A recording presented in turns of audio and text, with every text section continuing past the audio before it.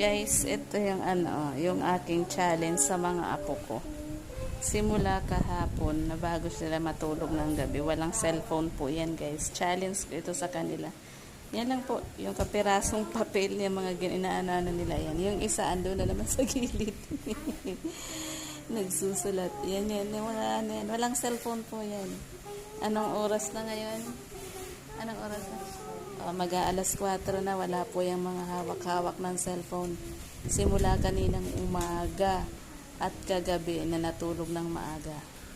Ayan. Sina-challenge ko yan kung paano mawalan ng yung hindi maglaro ng cellphone or tumingin sa cellphone. Ito yung isa, yung panganay. Ayan. Yan lang. Tapos ito, yung isa naman, andito naman. Ayan. Ayan. Papel na.